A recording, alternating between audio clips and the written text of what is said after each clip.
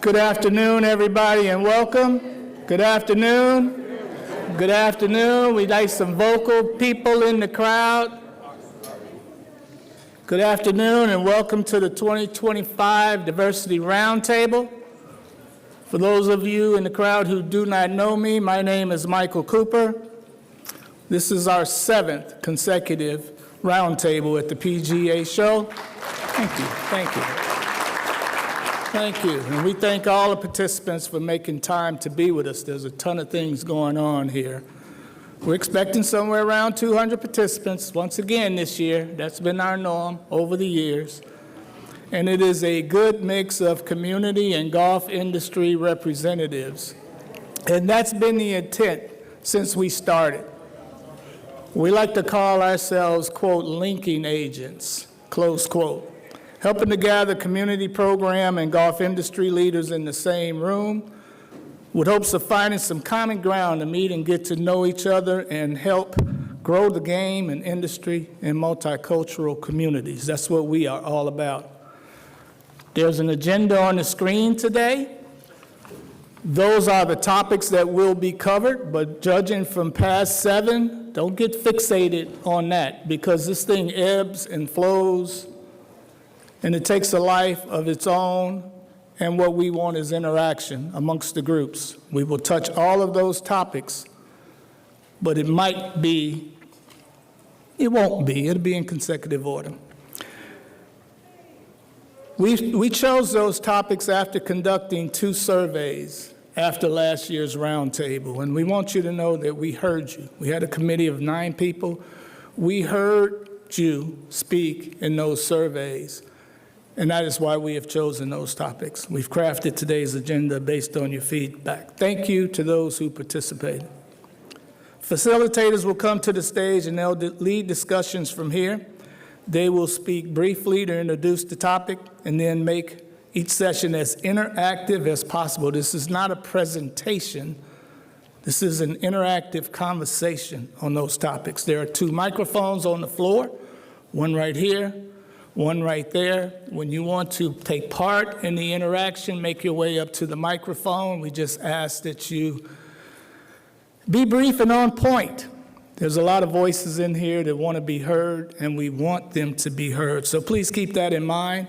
Me and a group of facilitators are responsible for keeping time. If you look out at us and you see, just wrap it up, please.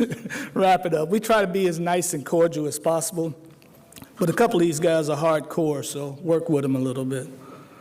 We'll go from now to 4:30 and follow up with a networking and hospitality session. That networking and hospitality session is when these great relationships start to happen. We'll just touch on these topics today. There'll be some time at the expo, which you know is connected with this year, to really dive deeper into some of the topics that we are talking about. We will not break in the action today. So if you need to excuse yourself for the restroom or another activity, please quietly make yourself out of the room. Restrooms are just around the corner to the right, and then come back. We won't break because at one of our early roundtables, we had the great idea to take a break in the middle. You may as well call it over at that time. We couldn't get people back situated and in the room. So please make yourself out nice and quietly, and then back into the room. Before we go any further, Jim, is Mark Simon in the room? I don't see him, sir. Mark Simon is with Reed Exhibitions. We asked him to come in so we could give him a hearty thank you. If he shows up, we will definitely get him. He merits a thank you. Mark Simon runs Reed Exhibitions. They are the organizers that PGA of America uses to coordinate all the logistics in the rooms and everything. Through the years, they've provided a link for free registration for many of our participants that are in here today. They provide the room, hospitality, drink tickets, and they meet our budget, which is 0. So can I get a hand for Mark Simon and Reed Exhibitions, whether they're in here or not? Next, we could not do this without the support and endorsement from the PGA of America. They've also gone above and beyond to welcome us at each of these events. We've got the new president, Don Ray, in the room. Don, will you please give a, yeah.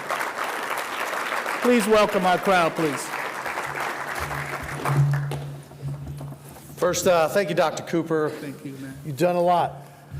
We appreciate everything you've done to grow the game. I mean, it takes everybody to grow the game, not just the PGA, because at the end of the day, if you invite somebody to play, you just became the person and their connection to this game. You know, I want to say just a few things because the content's way more important than what I'm about to say, but it is important what I'm about to say. I want to say thank you for being in this room. As a golf course owner, as somebody who's supported a lot of different programs across my life, I just love to see how this room has continued to grow, Dr. Cooper, with your help. And then certainly, as the president of the PGA of America, I just wanted to say thank you. We are all in. There is no doubt. When I think about PGA Reach, and maybe you've seen me, maybe you've met me when I came to the PGA Works Collegiate Championship. 200 athletes there from the HBCUs and the minority serving institutions. We're proud of that. Beyond the Green, I never miss one. I love that we do Beyond the Green at our major championships, so we have major impact in the communities that surround those championships. And certainly our veterans programs that we do, but the fellows we do. Cameron Dinkins is doing an amazing job with the fellows. We're diversifying the workforce with her help. And I just want you to know for the next 2 years and for the rest of my life, I'm going to be rallying the troops and banging the drum on behalf of everybody in this room. We're going to grow this game. I run a par 61, little teeny golf course with a top tracer range. And I know the impact golf has on people. I see it every single day. And so if there's everything I can do, just know my door's open even when it's closed.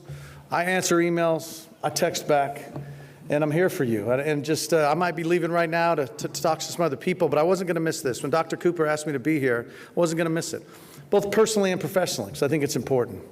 So please, I'm a friend, come up and say hello. Let's do a selfie, but if you do a selfie, I need you to tag Don Ray PGA, because I'm trying to get my followers. I'm at like 3,065 or something. I aspire to get to 10,000, but I think most of them are PGM students from our 17 PGM universities, but and probably all the athletes I've seen at PGA Works. But I just appreciate this gathering. I respect you all. And like I said, we're all friends. If you like golf, you're certainly my friend. And so thank you very much. Have a great very interactive, and I'll try to be brief, Mr. Cooper, Dr. Cooper, but I really am. I'm thankful for the invitation. No, it's all good. But seriously, if you see me out there, flag me down. I might be walking fast, but I always got time to talk to somebody who loves golf as much as I do. Thank you very much.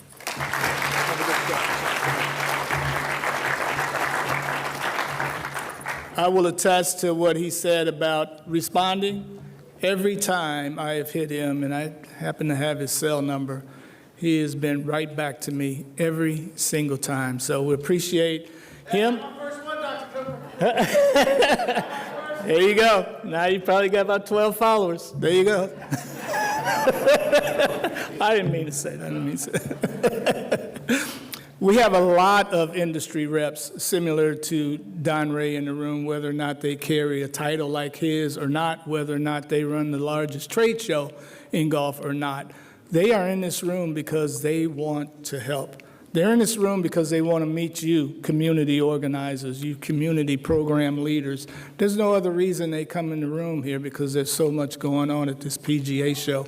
The whole idea today, get to know these people. I'm going to call off a few organizations, not necessarily names, a couple of names, but mainly organizations, and I'll ask them to raise their hands. When you see these people, note the face. If there's someone from your community organization that you want to meet in this industry, please go up to them, give them a card, get to know them, follow up when you leave here. That is how the relationships are built when you leave here. Not so much here, but when you leave here. Is Max Adler in the room with Golf Digest? Max Adler has taken over as the lead journalist for Golf Digest for a good solid decade. The lead gentleman at Golf Digest was a guy named Jerry Tardy. Jerry will be at the expo tomorrow. Jim has an award named after Jerry Tardy. He has passed the baton to Max Adler. Max Adler is our friend, and he's your friend. He's looking for stories. He's told me to pass. I'm looking for stories. I'm looking for people to get hold of us. I want to promote you. but he doesn't know you. So make sure if you're in the community, reach out to him. If you need a contact, we're Lincoln agents. We'll make some contacts for you and with you so you can talk with him. DeBert Cook has said the same thing with the African American Golfers Digest. Jim Beatty's with that organization too. Same thing. I left a meeting this morning, and you get the sense that all these great stories are out there, but we're not telling them the way we should. So I want, by way of this meeting, to put all of us on alert within the industry and within our communities that we got to bring these stories forward. If we don't bring them forward, people don't know they're happening. And there's some great things happening out there, and there's some greater things that's going to happen in the future. I got to give a shout out. Where are my USGA colleagues? Many of you who know me, please stand up if you're a USGA colleague. Carter, you can't hide back there. You're standing up already. Get to know, these are good people. They want to help. They're in here because they want to help. Contact them. Can't get to them? Contact me. We will help to link you to these folks. Thank you all. Where's my PGA Tour? Kenyatta, I know you're around here somewhere. I saw you. Where's PGA Tour people? There you go. First Tee, Jen Weiler. First Tee, stand up. She's been with First Tee, oh my, a lot of years. I'll just leave it at that. LPGA. LPGA, I know one of them who bailed out this one. There you go, there you go, there you go, there you go. Janelle, you almost forgot. LPGA, board member also. These people are here to help. Do me a favor, I can't call them all. If you keep your lights on, pay your bills by way of the golf industry, please stand up, please. There you go, there you go. Get to know the people in the industry. There's Tom Kuhn, PG, stand. They are only here for one reason, that's to get to know you, a little bit better. Thank you all, and thank you all for spending time with me. Any Make Golf Your Thing committee members in the room? Make Golf Your Thing committee members? Same people, pretty much same folks. I thank you all. Make Golf Your Thing is a movement that's been going on since 2021, I believe it is. I am privileged AJGA. I'm sorry, Lauren. God, you've been one of our biggest supporters. Where's Kyrie also? There you are. Thank you. Thank you. Stephen Hamlin, the executive director there, has been in the trenches with this movement since the 1990s. I don't want to give his age, but since the 1990s. I'm privileged to co-lead two of the pillars of Make Golf Your Thing. One of them is the Grassroots Grants Program. Raise your hand if you've ever received some funding from Grassroots Grants. There's quite a few of them. I'm proud to say that from the initial disbursement in June 2021, the Grassroots Grant Program has contributed $2.5 million to almost 200 grassroots organizations. I do not know exactly what's going to come of that this year. The head honcho with Make Golf Your Thing, Greg McLaughlin, will be in the room at 3 o'clock to speak to us. Don't ask me any questions, ask Greg, is all I can say. He'll be in the room. I also co-chair the HBCU Golf Consortium along with my good friend Craig Kirby. Craig, will you please come up and say a few words about the consortium? This is what I'm very proud of. I can say as Craig makes his way to the stage, we approached some of the presidents at HBCUs, and they welcomed us to their campus, not just from a golf team aspect, but from the business side, marketing side, technology side. They said if we can reach a broader segment of their population, their student population, they would support us every step of the way, and that is what we have tried to do. Craig, I hope I didn't steal your thunder. No, sir, but you know what? There's a lot of snow in New Orleans, so that's all I'm going to start with. Good afternoon, everyone. How are you? Good. I am Craig Kirby, and I have to tell you, it's truly an honor to co-chair the HBCU Golf Consortium with Dr. Michael Cooper. This strategic alliance was developed between the U.S. golf industry and historically black colleges and universities to increase opportunities for HBCU students through the business of golf, research, and career engagement. And with us this afternoon, I would like to recognize 3 HBCU Golf Consortium guests. Returning for her 3rd year is Tara Owens. Tara is the athletic director at the University of Maryland Eastern Shore under the leadership of President Dr. Heidi Anderson. Mr. Cameron Flowers, please stand. Cameron is the executive director for strategic partnerships and academic advocacy at Texas Southern University under the leadership of President James W. Crawford III. And Verna Orr. Dr. Orr, come on up. Sitting in the back. Dr. Orr is Chief of Staff for the Office of the President at Benedict College under the leadership of President Dr. Rosalind Artis. So, this past year, 2024, it was a good year, and some of our accomplishments include acknowledgement of our work, our successes in the Biden-Harris impact on historically black colleges and universities through the Office of the White House Initiative on HBCUs. We also visited all 10 consortium campuses, and we activated golf information career sessions at 6 of the 10 campuses and created a Business of Golf database where approximately 300 plus students now receive email notifications related to available opportunities. And some of these opportunities that we're taking advantage of, one, Taylor Harvey. She's a graduate of Delaware State University. She was a graduate student who completed the USGA Pathways internship at the 2024 US Open, and she currently works full-time at the Sun Country Golf House with the PGA New Mexico section. Leilani Smith, a Bethune-Cookman University junior who completed a summer 2024 internship with Golf My Future My Game and the USGA Miami Valley Golf Association in Dayton, Ohio. And this summer, she will be a PJ Boatwright intern with the Miami Valley Golf Association, reporting to Executive Director, Mr. Steve Jurek.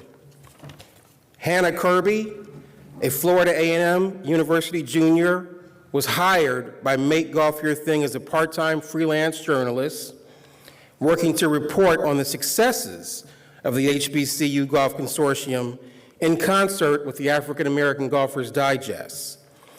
And then Marcus Leonard, an Alabama State University sophomore who, completed the summer 2024 internship with the First Tee of Greater Carolinas, serving as a youth counselor and mentor to young summer golf campers. Also, 2 HBCUs, Alabama State University and Delaware State University, are developing state-of-the-art learning centers. Alabama State University will open their facility this spring. And we have created the Communiversity model at Alabama State University, Delaware State University, and Paul Quinn College in Dallas, Texas. In Dallas, we're working with the Dallas Pro Duffers, I Am a Golfer Foundation, and the Cedar Crest Golf Club. The Communiversity model does just that. It links our HBCUs with local golf community programs and public golf facilities. Now, though she's moved on, we want to commend the former executive director of the White House Initiative on HBCUs, Dr. Deidre Trent, for her commitment and understanding of the strength of this collaboration. So, 2024 was an exceptional start, and 2025 is shaping up to be as great, if not better. That's it.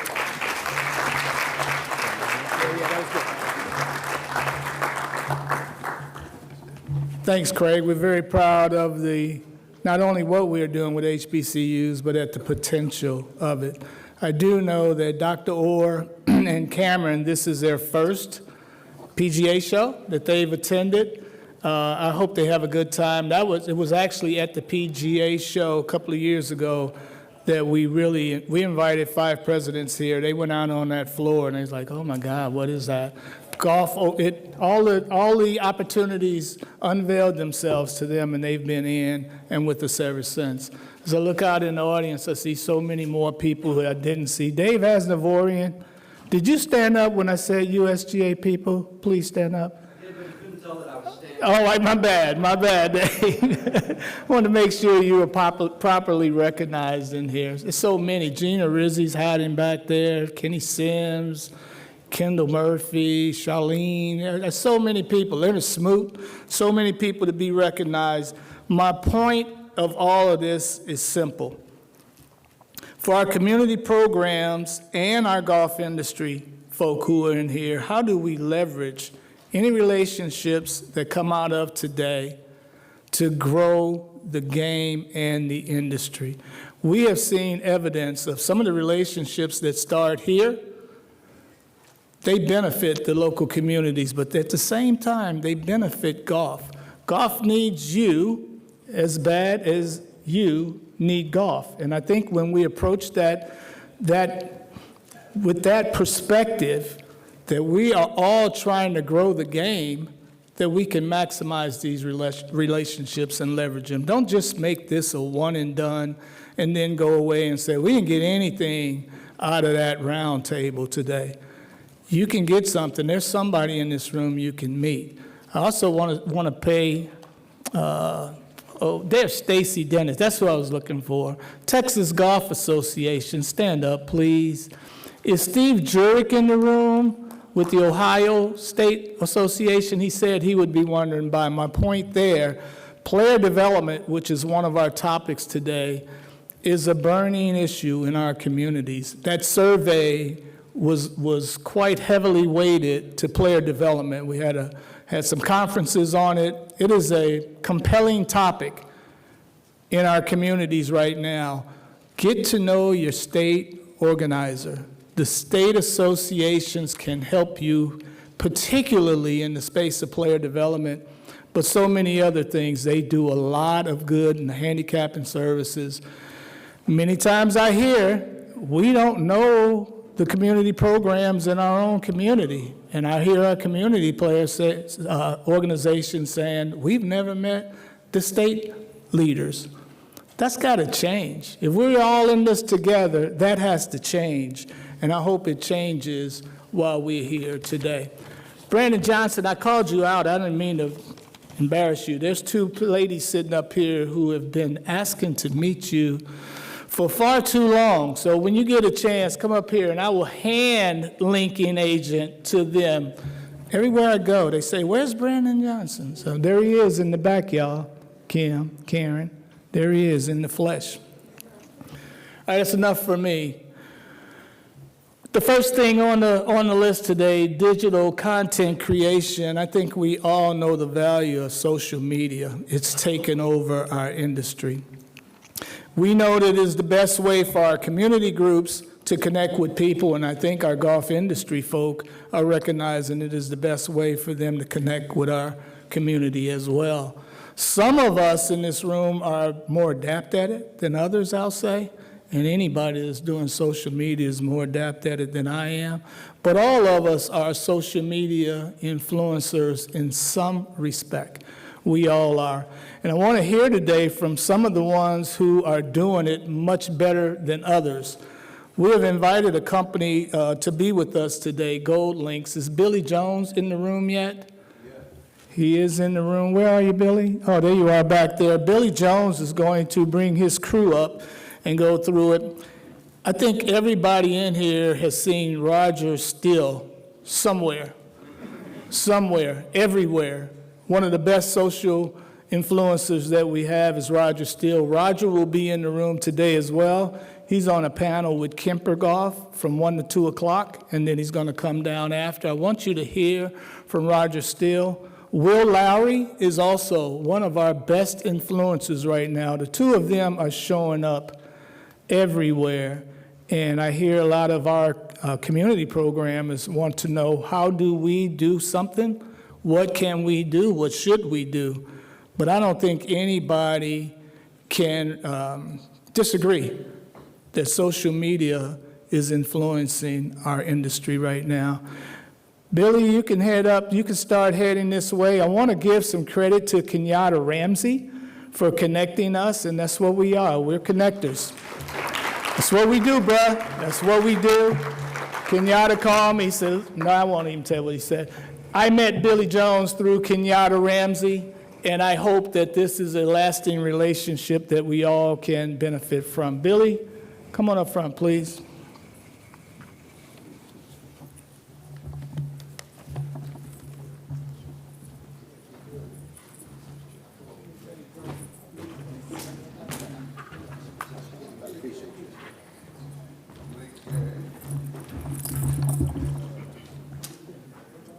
How's everybody doing today?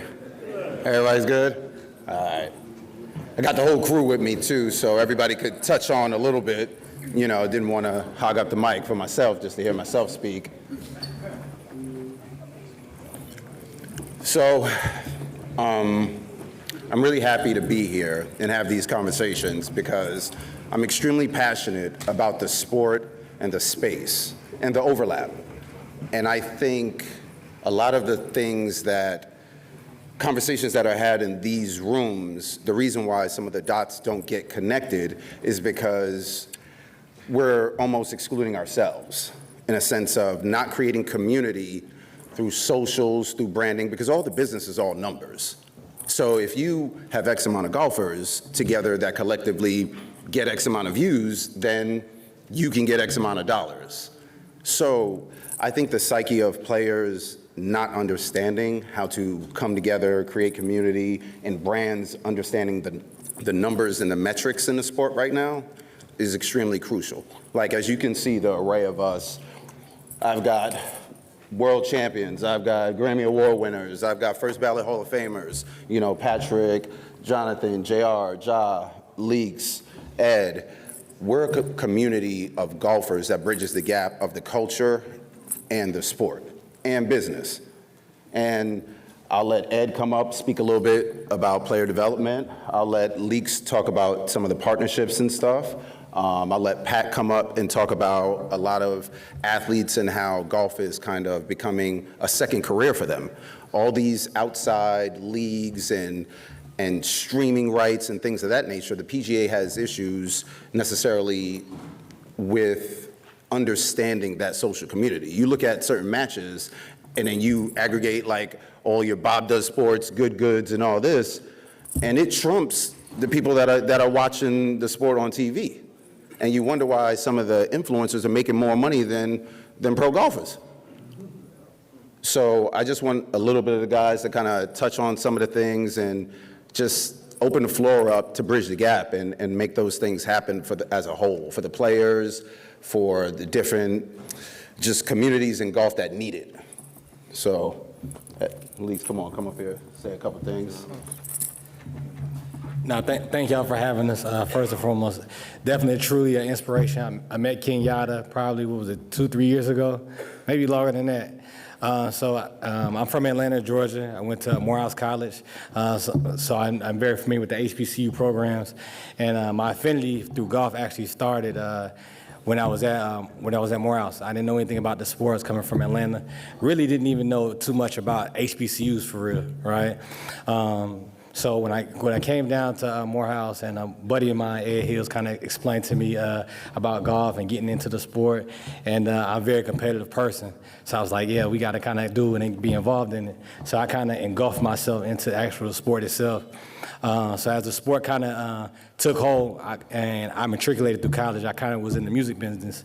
So if you're from Atlanta, you're familiar with the Pink Trap House and all that kind of stuff. So 2 Chainz is kind of my claim to fame as far as the artist is concerned. And I said, Kenyatta, because I'm a member at TPC Sugarloaf, and I was like, yo, Kenyatta, why is it that, you know, it's a lot of us playing, but no one knows about what's going on. Specifically, Atlanta being the tastemaker of, you know, black culture and moves and shakes. Like, why is it a situation why is it so underrepresented? Because no one reached out to the music industry, no one reached out to the sports industry, just about being a part of how we can help the APGA.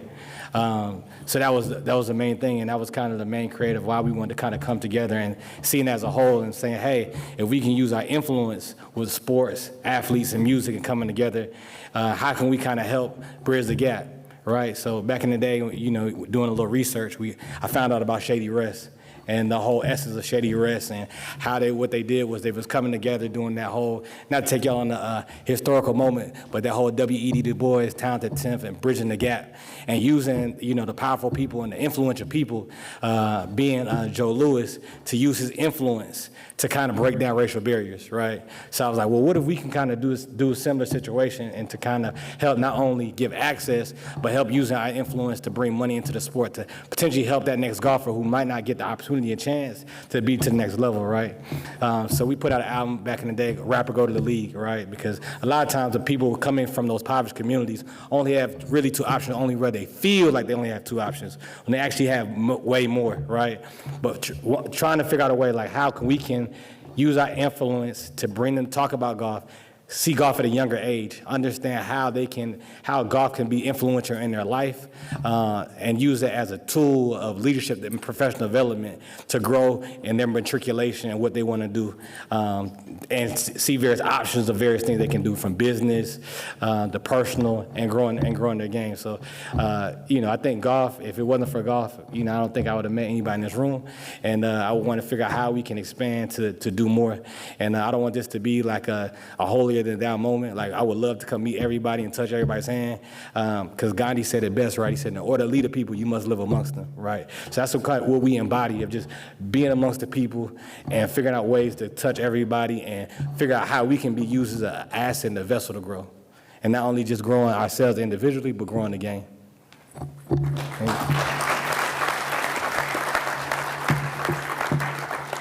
Good afternoon.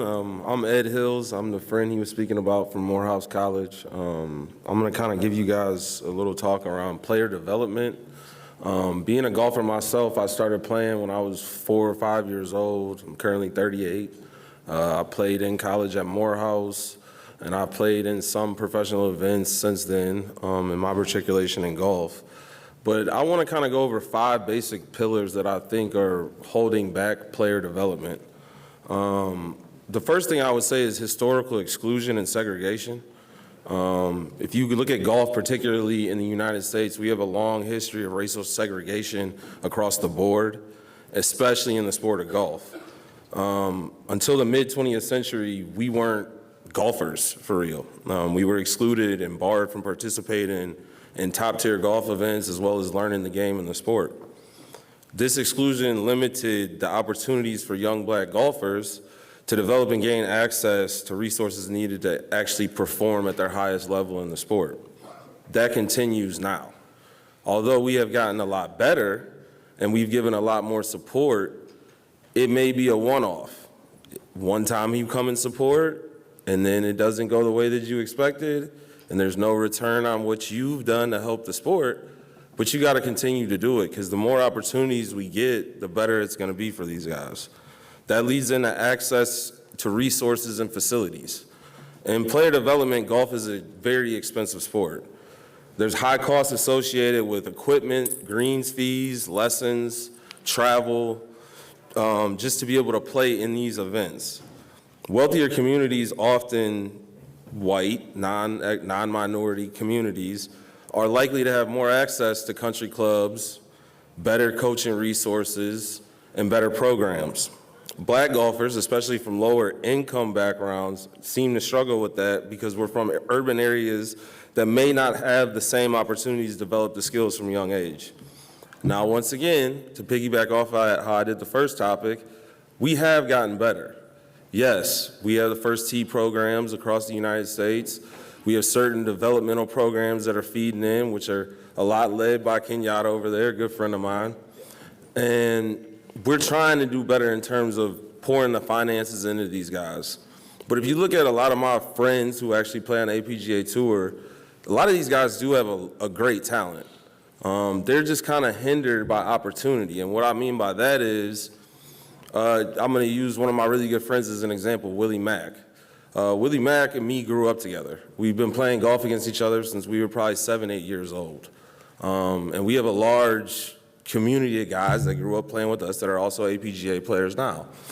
But the development of Willie's success was much more probably invested into in his mid-30s.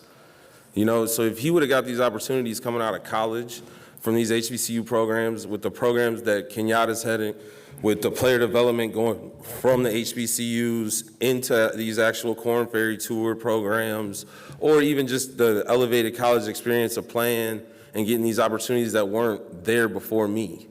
So I graduated Morehouse in 2009, and predominantly a lot of those successful HBCU teams were actually white teams. Tennessee State, Jackson State University, they won national minority and played in NCAA championships and things of the such, but it wasn't primarily made up of us. So I would say my next topic would be lack of representation and mentorship. The lack of visible black role models in professional sports, in professional golf, seems to detour aspiring players. So that's why it's important, like with Gold Links, that we have guys like Pat Peterson, J.R. Smith, Jonathan Babineau, and Ja Rule to be able to show people, although these guys had success in areas that put them in position to be where they are today, they can feed back into communities to give us a different outlook of how maybe you can get there. It doesn't always take rap or basketball or football. And if we pour our resources more so into the mentorship of these younger golfers at a younger age, then we'll get there. The example I'll use is myself. When I was 4 or 5 years old, my grandpa started me playing golf in Nashville, Tennessee. I grew up playing at the great Ted Rhodes golf course. I'm matriculated from Ted Rhodes. I'm matriculated from Ted Rhodes to playing a lot of my golf growing up in Cleveland, Ohio. We moved to Cleveland, Ohio when I was 6, 7 years old. And if you guys know anything about golf history, 1987, the first National Minority Championship was actually played at Highland Park Golf Course. So I had the ability to grow up with great golf mentors around me. I had people like Charlie Sifford, who was local in the Cleveland community at the time, who played a lot of golf at the country club I worked at and caddied at, Beachmont Country Club. That actually led me to being able to decide, okay, I play basketball, I play football, I play soccer, I'm great at all these sports, but the one thing that I can play for the rest of my life is golf. And it takes good mentors to drive you in those directions. The fourth point I would say is cultural and societal factors. In some black communities, other sports, like I said, basketball, football, track and field, are seen to be more successful for us and financially rewarding. Why? That drives back to my original economic point. The cost of lessons, green fees, equipment. We do need the support still to be poured back from these larger companies to do that. So how can we do that? We can use what we do in the content space to show that there are other minority culturally acceptable people who are out here playing the game in a respectful way and still having fun with it, that shows that maybe you may not want to go pro, but it'd be a game that you can use as a tool for the rest of your life in marketing, networking yourself, and getting around your aspiring professional field.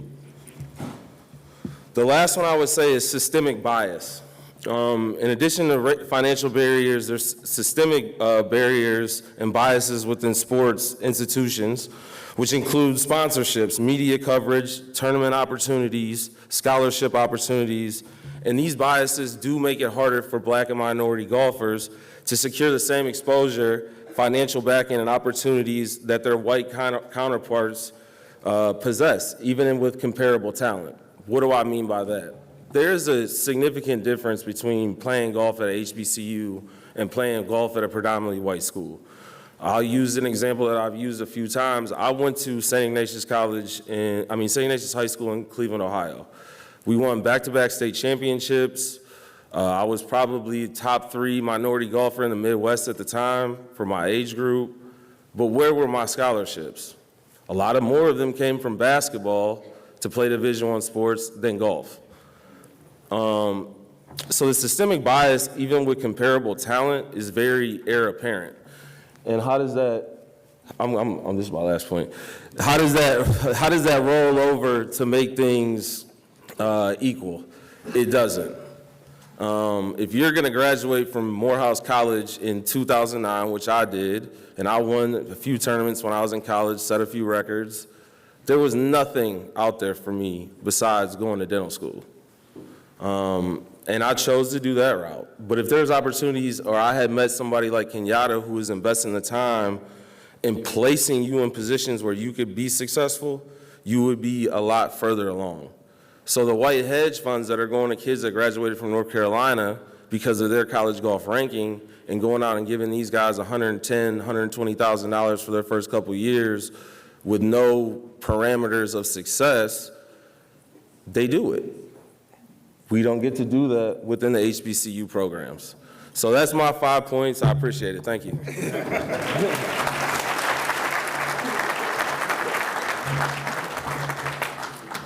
I guess, I want to open up the floor for some questions, but ultimately, the goal of this collective is this conversation needs to be in that room. I want to talk to the brands. I want to talk to the people spending the money. All right, cool, you give this person X amount of dollars, he has X amount of following. All right, I trumped that, I got 30 million more. Let's do business. I come from business. I was fortunate enough, my dad taught me golf at a young age, and I love it, but I love business. And when you tell me no, that doesn't work for me. You got to tell me why is it a no, and then let me figure out a solution to come back to solve the problem. The problem is money. The money's in there. Let's get this over there. Let's get in front of them. So let's open it up for some questions. If anybody is curious about some of the marketing ploys, deals, strategies, stuff like that we've implemented with brands and other players and ambassadors and celebrities, feel free, ask us whatever. We're here to help and to grow the game for real.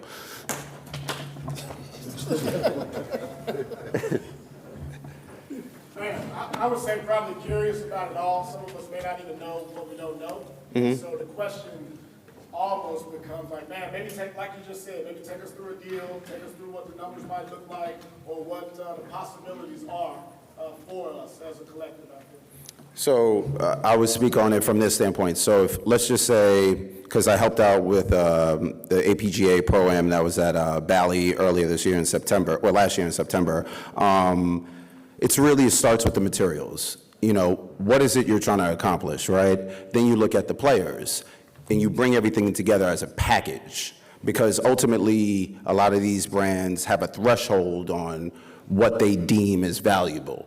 A lot of you guys may or may not know about social engagement or how to garner a following, but the players need to understand that as you're going throughout these tournaments and the tours, if the tour has the same ideation with the players to create content and make those moments that go viral, it brings more attention to whatever experience you guys are creating, which then allows you to secure more dollars.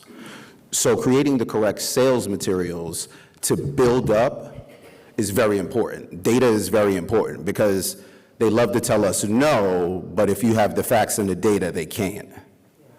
So I would say a deal would start with materials, creating a relationship, and then understanding your market value for that relationship or the specific ask.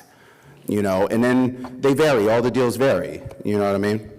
Anything you've done specifically with a smaller group, whether it be a $200,000 type organization or $1 million type smaller organization, anything specific maybe you could take us through? They range, they vary. Like a brand could reach out to us and say, hey, we've got 20K, we need you guys to do something on socials. We wouldn't necessarily come up with something that Something through the Marvel Top Golf. we would necessarily kind of figure out something authentic that works for the market and the culture, so that way we create those moments to bring the awareness. And that's what they are paying for, in essence. Sometimes they say, hey, we're leaning towards athletes, we may be leaning towards entertainers, we may be leaning to having an experience. It all depends on what the client necessarily wants and understanding what the brand wants.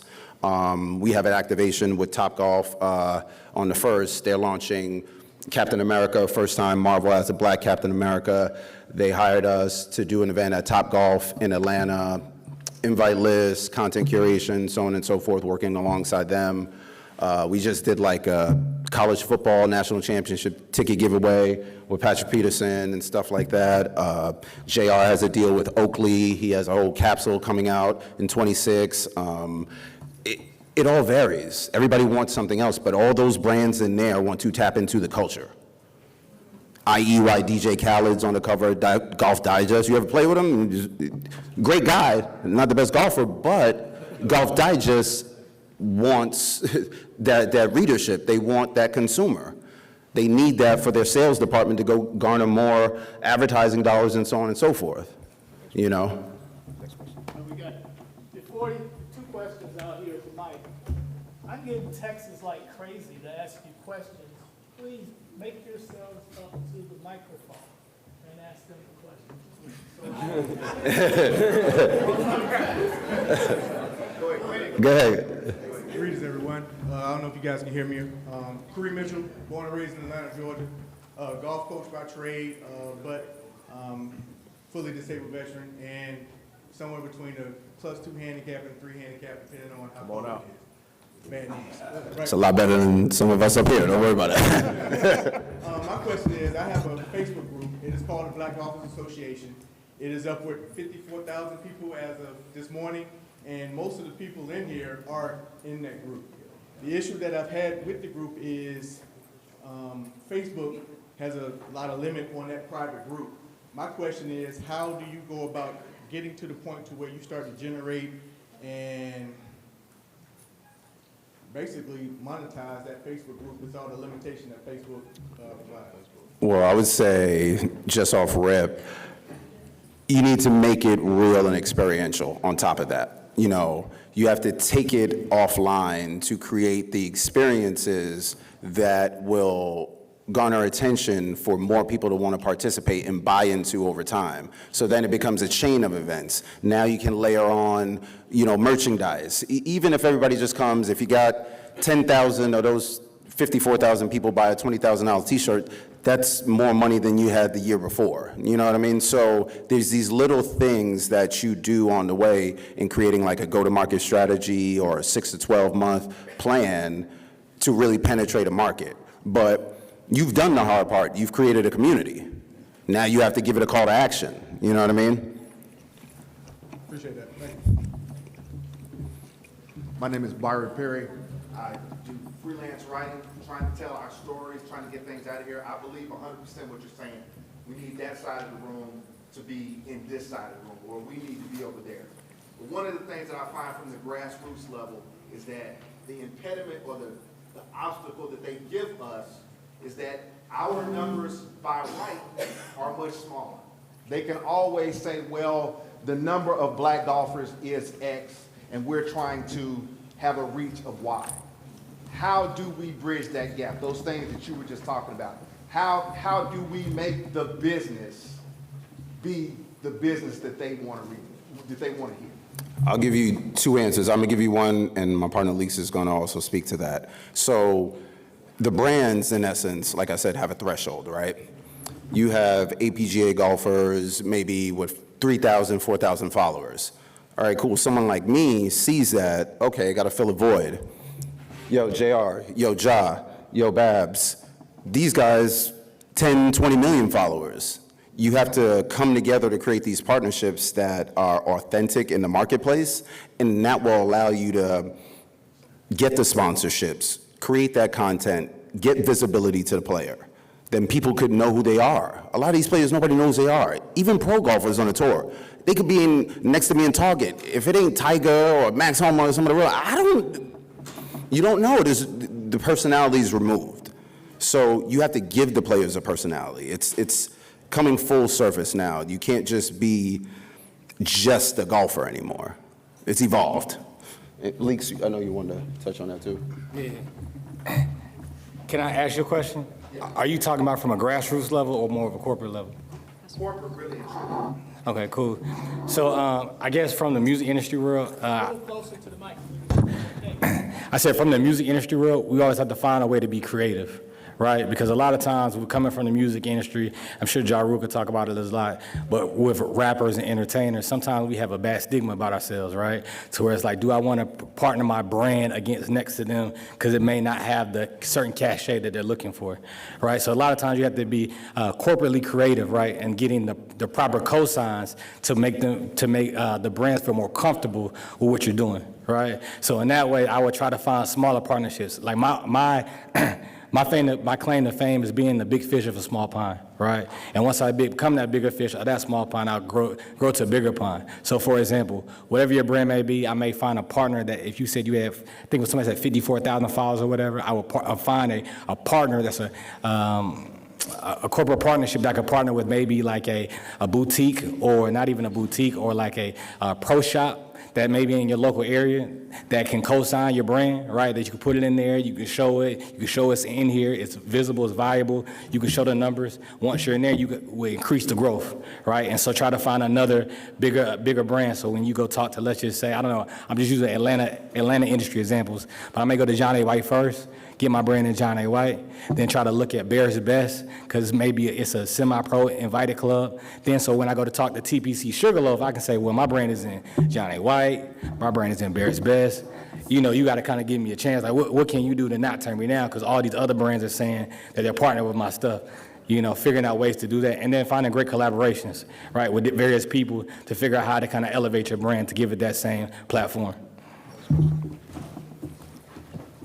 Hi, my name is Amaya. I'm a PGA pro from Canada, so happy to be here today. Originally from Antigua, just repping Canada today. So I have a question for, a lot of the women in the room that I know work with other women. We're here building community with women to try and increase participation of women in the game. A question I have for you is, how do you stay committed and true to your mission of growing the game for your specific demographic, and especially in the case of women, while also trying to work with brands that might not actually align with what you're trying to do? How do you stay true to that? How do you stay true to your core message and your core mission of growing the game, increasing representation specifically for your demographic when working with brands? I gotta go. Yeah. So it's funny you say that, because we did like a skit that went really well, and we incorporated Alexis Belton. That's like a sister of ours, female long driver, won that. She's a beast on the course. Yeah, she's great. But basically, when we play with her, it's like, hey, look, you're not playing from the Reds. Come back here with us, because nobody's doing it. And basically, we merged some of those topics that naturally happen on the course to then create engaging content that then will lead to brands to buy into it and understand that, hey, you don't have to just say, I'm a pro female golfer, would you please sponsor me? They then look at, oh wow, she's creative, the approach, who she's aligned with, and then you look at the views and the engagement, and that's how you leverage the checks. The more engagement, the more people that are following or engaged with that allows you to have more negotiating power in the space when dealing with those brands, even as an individual. Right. Just with your participation in something like that. That's why creating community and working alongside everybody is very important. Thank you. Hi. Yeah, and then we got, Roger's here, JR's here as well. They're going to answer a few questions as well. Hi. I see Will in the back. Okay. Come on, Will, more the merrier. Will, come here. Hello. Hi, how are you? Good afternoon. My name is Elizabeth Corshoe. I am from Elizabeth, New Jersey, and I also represent for Shady Rest. And I see J.R. Smith from St. Benedict's Prep. Woo-hoo! I'm a Jersey guy too, so yeah, Jersey's in the building, yeah. So, my twins went to St. Benedict's Prep. So anyway, I say all that to say, I'm a registered nurse by profession, but my passion is really in the health and wellness spectrum, and I also, like my kids would say, I'm a retired tennis player, but I fell into the golf industry. And my question to you is really, and thank you for sharing your nuggets,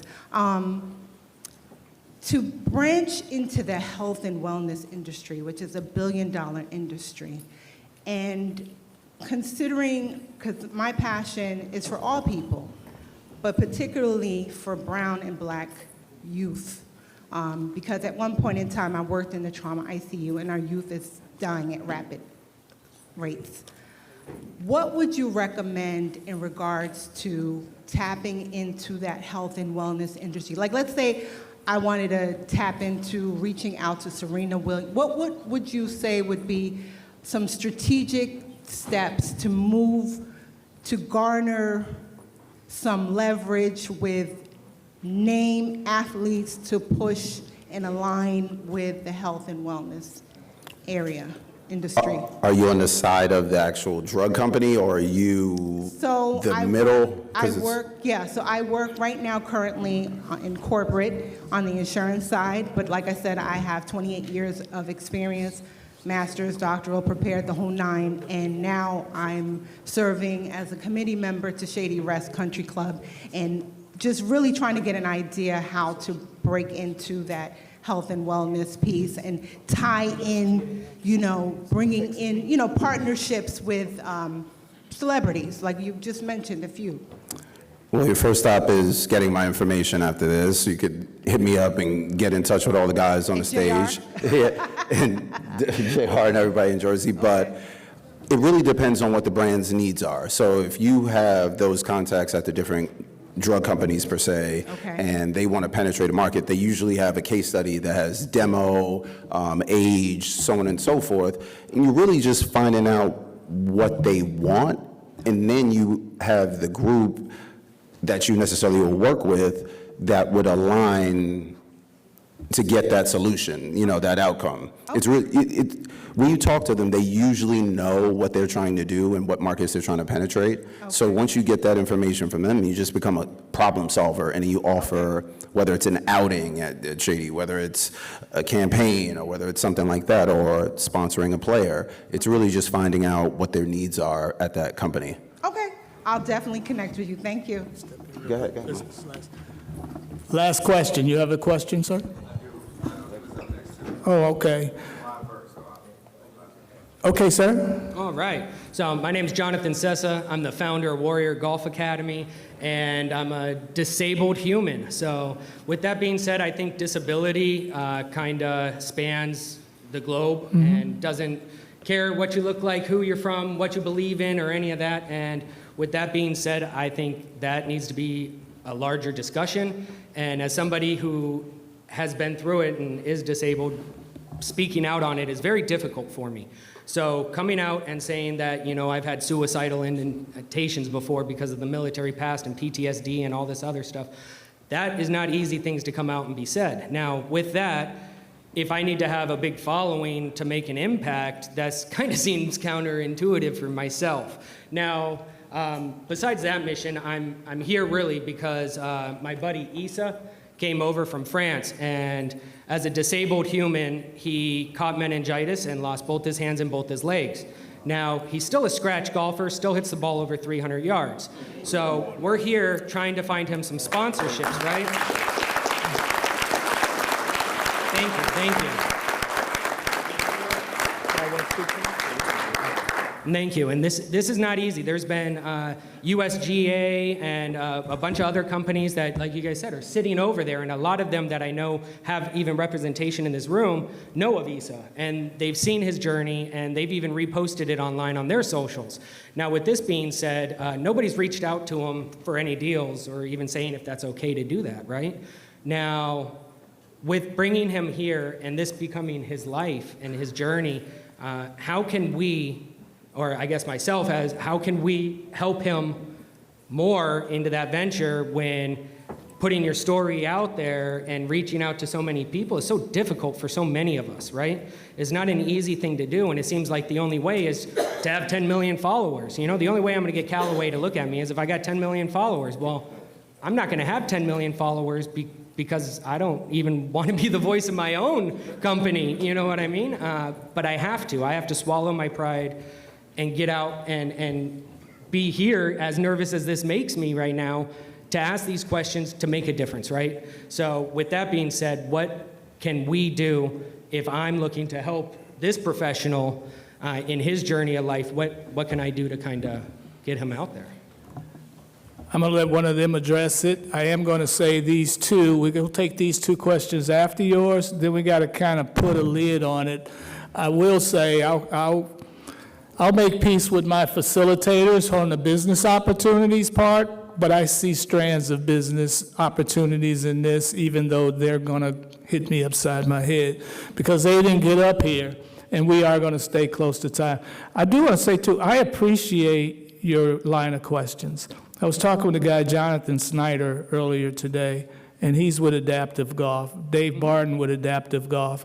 I agree we need to touch on that. I want you to know, me personally, I am fully supportive of adaptive golf. I can't be for one domain of inclusion and not for the other. I don't know your space. So I appreciate you bringing that up. It's not that we are avoiding it. We just don't know your space.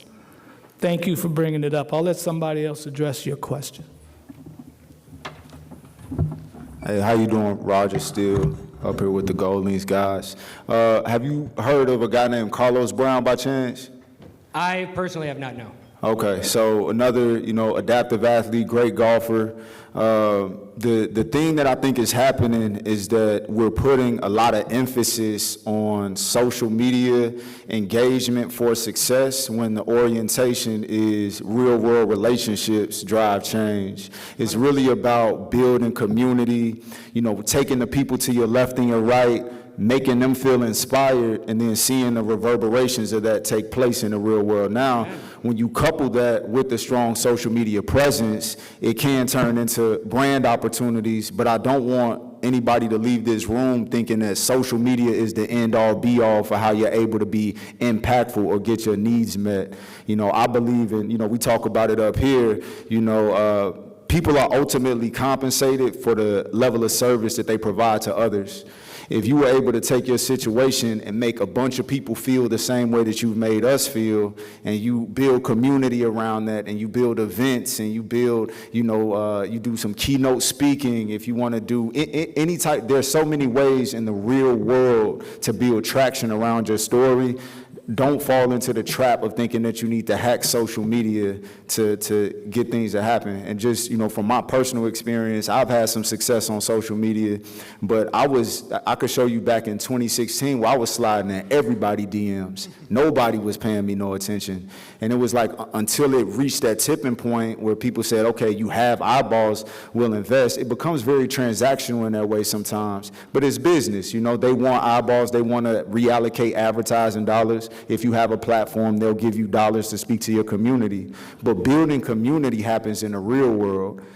So I don't want you to feel helpless because you can't get sponsors from these big brands. You can start experiences, you can start activations, you can start a community group. And another thing is, whoever was asking about healthcare up here, you want to appeal to the black and brown. I understand that, and you want to appeal to your demographic. But we, as a whole, all need to focus on inclusivity every single way imaginable. Like Leaf say all the time, we try to be exclusively inclusive. We want to show that we covet and value our space, but it's open to anybody that wants to come. When you're thinking about serving and creating content or appealing to your demographic, make sure that you're also creating spaces that everybody feels welcome. Because if you create a situation where you're making other people feel the same way that they've made you feel, nobody's better for that.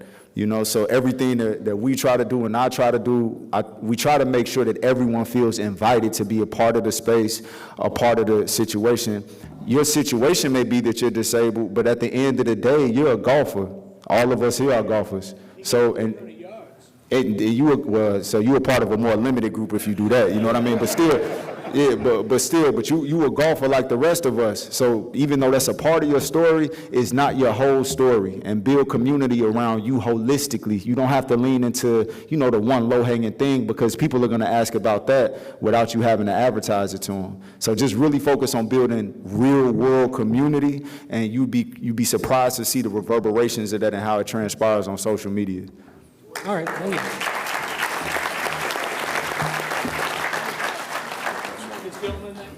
What's going on, gents? My name is DeMarcus Cooper. First, I want to congratulate all you guys standing up on the stage. I've been following golf social media for a long time now. I want to give you all y'all flowers for what y'all been able to do so far and the platforms y'all been able to grow.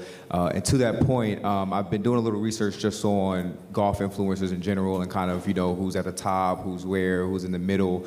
And I was just curious for you guys, when you're trying to grow your own platform, how inclined are you to kind of, Roger, you spoke to this a little bit, but engage newer demographics, or are you more inclined to lean more into that community that you've already started to build, no matter what size it is or who your core demographic may be? Do you lean more into engaging just that demographic harder and trying to grow your platform that way, or reaching out to new demographics? Just curious on how you guys like to approach it and how you see that from your standpoint. Can you ask the question more directly?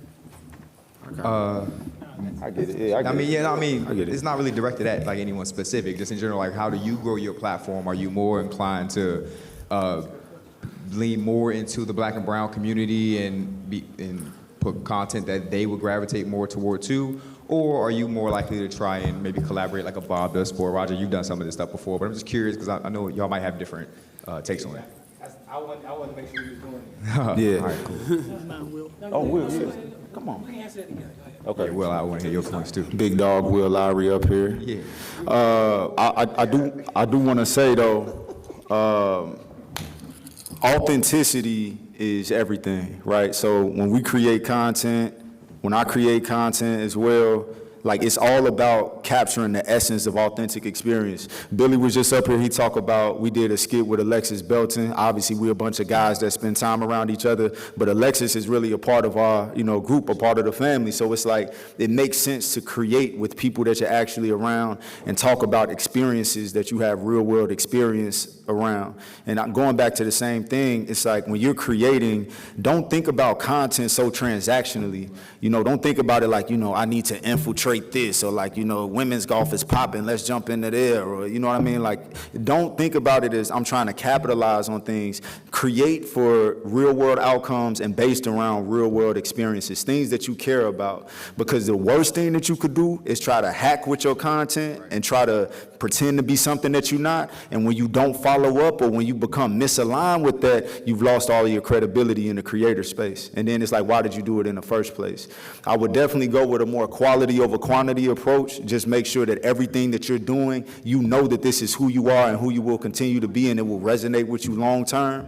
But like, don't feel that you have to press your way into a new space because it's trendy. That's probably one of the worst things that you can do. But if you have genuine curiosity about what it's like to exist as a Black or brown person, or as a person with disabilities, what it's like to, create or be a part of that space, go have a real world experience and be honest with your audience. Like, I'm out here experiencing this for the first time. This is crazy. Like, this is awesome. I enjoyed myself. And then make it a part of your real life, and then you can explore that content lane. But just don't do anything because it's trendy. Do it because it's something that resonates deeply with you. Cool.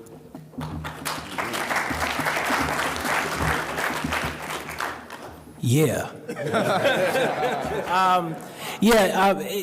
It's pretty much what echoed what Roger said. I often battle with that every day. Do I want to try to make content? Excuse me, I have a cold. Do I want to go out and make content so I can acquire more followers? Me, I'm on the other hand. I don't have a lot of followers, but I want to make sure I do what I can do so it can help the community. That National Golf Foundation is the key, the industry report. That if you want to build community and you want to have a unique presence in the game of golf, that National Golf Foundation tells you everything. Where you can plug in, what's your skill set, and what you can solve. I'm all about just, building community, trying to, grab cultures in the game of golf in a different way. So that's a great question. I often fight it myself. I don't know if I want to go get a lot of followers, push towards that, but I'd really just have make content that is specifically for us, that can grow and we can benefit from. So I don't know if that answered your question. James. Hope you feel better, Will. James Coleman, Black Golf Television. First, I want to say thank you to every last one of y'all. I had a chance to like and share all of y'all. And every once in a while, I see some of y'all in front of the camera. What I want to say to the room, we're leaving on a good note. Black Golf Television, we've actually moved into our pilot episodes where we get ready to finish the full season. We're looking for now anybody in the room that has any type of nonprofits from here to California. We'll be able to come out and pay to put you on the show and try to spread some of that stuff out. With you guys, always, we see you guys always, so know that we're available now. We've actually had a better sponsorship. We're going to be funded to be able to do some of the things. We've had an opportunity to get a lot of celebrities, a lot of entertainers, athletes, but we want to make sure that we move back into the community and it's focused on the nonprofits. So if you have nonprofits with organizations that are having events throughout the United States, if you can get with us so we can probably put you on our calendar. The idea is that we want to use our sponsors or our folks that are funding us to be able to get to your locations to be able to put you on some of the stuff. So if you don't necessarily have your own platforms or you guys have something to come up and you want to add a little piece more to it, the Black Golf Television side, we would be more than happy. We have cars in the back. We're going to be filming all day, so if you see one of us with the BG t-shirts on, we'd love to talk to you. I want to make sure, I think my microphone is louder than yours. I want to make sure, we heard you say, do you have a nonprofit that you want to put on television? What we're looking for now is the BGT program is a social media-based program. Okay. We've had a chance to do athletes, major events, but what we want to do now is to try to get into the nonprofits to figure out some of the things that they're doing to go into these different areas because we focus in on one side. As Black Golf Television, we wanted to cover news, fashion, sports, what's going on in the community, and also have a chance to interview or get some of the people that we can make personalities, not just with clicks on the social media, but to get a chance to know these people's personalities, not just seeing them swing clubs. Okay, raise your hand if you are affiliated with a nonprofit. Airborne. There's a few of them in here. You all make sure you meet this guy. Make sure you meet these folks at Gold Links as well. This is exactly what this roundtable is about, making connections that you can benefit from, long-term relationships that you can benefit from. Go ahead. No, go ahead.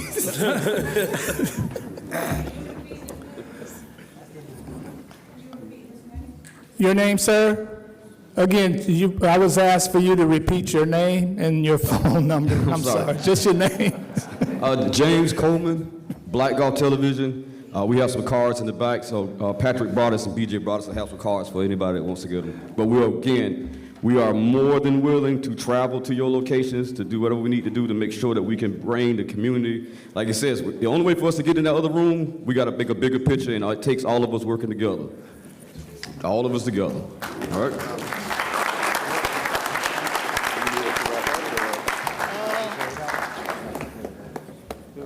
That is great. Is that the film crew right here?